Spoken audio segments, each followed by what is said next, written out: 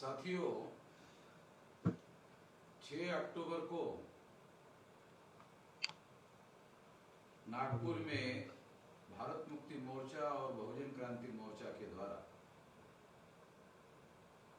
RSS के headquarter पर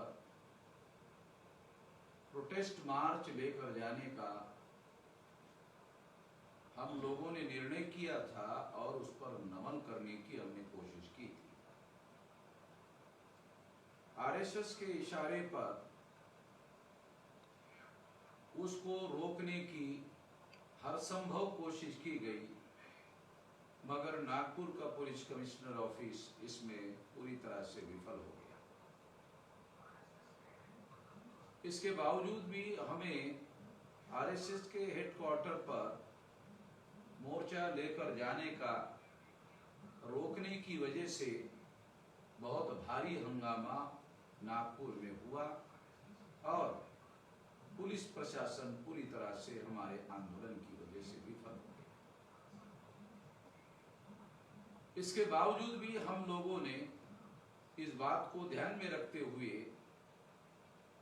कि नागपुर जैसे एक शहर में आरएसएस के हेडक्वार्टर पर मोर्चा लेकर जाने की रोकने की कोशिश के विरोध में 4 चरणों का हमने 674 जिलों में 31 राज्यों में 674 जिलों में और सारे देश भर में ये कार्यक्रम हमने ऐलान किया, घोषित किया, ताकि इस कार्यक्रम को चरणबद्ध तरीके से चलाया जा सके।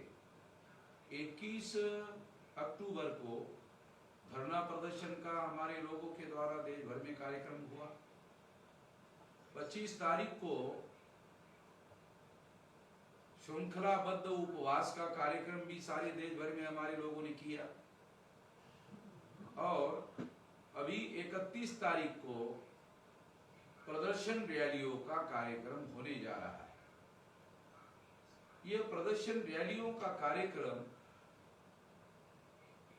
किस तरीके से करना है और उसके लिए तैयारी कैसे करना है, वो वामसेप के लोगों को, भारत मुक्ति मोर्चा के लोगों को, बहुजन क्रांति मोर्चा के लोगों को और हम लोगों के द्वारा जो तमाम ऑफशूट संगठन बनाए गए हैं, सभी संगठनों के कार्यकर्ताओं को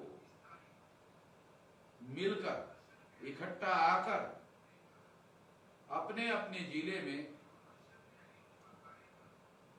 हमारे लोगों के बस्तियों में जहां भी एससी, एसटी, ओबीसी और माइनॉरिटी के लोग निवास करते हैं, वहां बड़े पैमाने पर तैयारी करने के लिए मीटिंगें लेनी है, ताकि इस आंदोलन के लिए ज्यादा से ज्यादा संख्या प्रदर्शन रैलियों में शामिल करवाया जा सके। इसके लिए सबसे ज्यादा जरूरी है कि कार्यकर्ताओं की जिम्मेदारी लगाई जाए।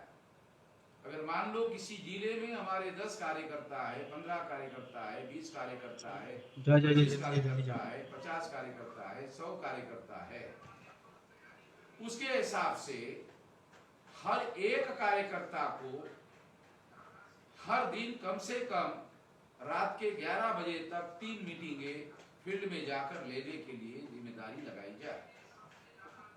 सवेरे 9 बजे से लेकर रात के 11 बजे तक 3 मीटिंगें, कम से कम 3 मीटिंगें लेनी होगी।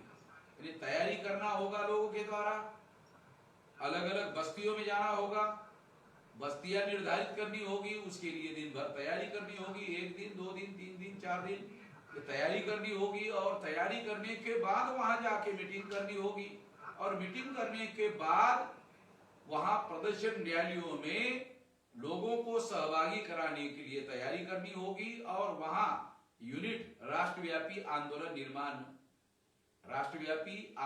निर्माण समिति का गठन करना होगा। राष्ट्रव्यापी आंदोलन निर्माण समिति का गठन करने के बाद जिसकी की भी कम से कम 3 लोगों की और ज्यादा से ज्यादा 21 लोगों की और 51 लोगों तक की कार्यकर्ताओं की कमेटी बनाई जा सकती है और इस तरह से उनकी जिम्मेदारी लगाई जाए कि उसके सेंटर से ज्यादा से ज्यादा संख्या में लोगों को लाना होगा और प्रदर्शन रैलियों में लोगों को सहभाग कराना होगा। प्रदर्शन रैलियों के लिए हमारे बहुजन महापुरुषों के किसी न किसी पुतले को आधार बनाना होगा, उस पुतले के पास जमा होना होगा और पुतले के पास से सारे लोग इकट्ठा होकर वहां एक निश्चित समय निर्धारित करके इकट्ठा होना होगा और सारे लोगों को समय पर आना होगा, लाना होगा और फिर वहां से जिलाधिकारी कार्यालय पर प्रोसेशन मार्च निकालकर शांतिपूर्ण तरीके से निकलकर जाना होगा। सूत्रोच्चार करना होगा, रैलियों में घोषणा देनी होगी और घोषणा के लिए स्लोगन निर्धारित है, निर्धारित स्लोगन ही देने होंगे। कोई उत्तेजित करने वाले या हिंसा को प्रवृत्त करने वाले किसी प्रकार के स्लोगन नहीं देने होंगे। ये सारी की सारी खबरदारी हमको लेनी होगी। ये आंदोलन संविधान की रक्षा करने के लिए है। संविधान के विरोध में जो षड्यंत्र देश में हो रहा है उसके लिए ये सारा का सारा आंदोलन हो रहा है और ये बातें हम लोगों को ध्यान रखना जरूरी है। दूसरी बात ये है कि शेड्यूल कास्ट के लोगों की जो अलग अलग जातियां हैं उनके बीच में जाकर ये काम करना होगा, मीटिंगें करनी होगी और मीटिंगों में लोगों को, अलग अलग जाति समूहों के लोगों को प्रदर्शन रैलियों में सहभागी कराना होगा। जो आदिवासी बस्तियां है, आदिवासी बस्तियों में भी यही करना होगा। उसके बाद में नोमैडिक टाइप के लोग हैं, उनके बीच जाकर भी ये काम करना होगा। उसके बाद एमबीसी के लोग हैं, उसके बाद ओबीसी के लोग हैं, इन लोगों के बीच में जाकर भी मीटिंगें करनी होगी। इसके अलावा मुस्लिम, सिख, ईसाई, बुद्धिस्ट, जैन, लिंगायत, इनके बीच में जाकर भी हम लोगों को तैयारी करनी होगी और उन लोगों को भी इस प्रोसेशन रैली में, प्रदर्शन रैली में सहभागी कराना होगा और लक्ष्य निर्धारित करके ज्यादा से ज्यादा संख्या होनी चाहिए, बहुत भारी संख्या में लोग होने चाहिए। ये भारी संख्या होने के आधार पर ही हमारी सफलता का मापदंड माना जा सकता है, अन्यथा नहीं माना जा सकता है। वही 10-20 लोगों को लेकर चलने का कोई मतलब नहीं है। अगर वही लोग, हम लोग 10 साल पहले भी 10-20 लोग लेकर जाते थे, 10 साल के बाद भी 10-20 लोग करे जाते हैं, तो इसका कोई मीनिंग नहीं है। इस तरह का कार्यक्रम करने का कोई अर्थ नहीं है। तो ये बात ध्यान में रखते हुए पूरी तैयारी के साथ ये काम करना होगा और इस प्रदर्शन रैलियों में जो तमाम प्रकार के हमारे ऑफशूट संगठन हैं उनके बैनर उसमें लगाओ।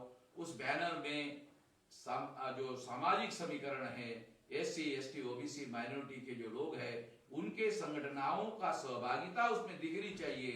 ये सारा का सारा काम होकर के ये करना होगा। ऐसा करने के लिए आप लोग तैयारी करेंगे इस आशा और विश्वास के साथ और इस तैयारी करके काम करेंगे, प्रदर्शन रैली करेंगे 31 तारीख को, ऐसी मैं आशा करता हूं। और आपने मेरी बात ध्यान से सुनी, इसके लिए धन्यवाद देता हूं। धन्यवाद।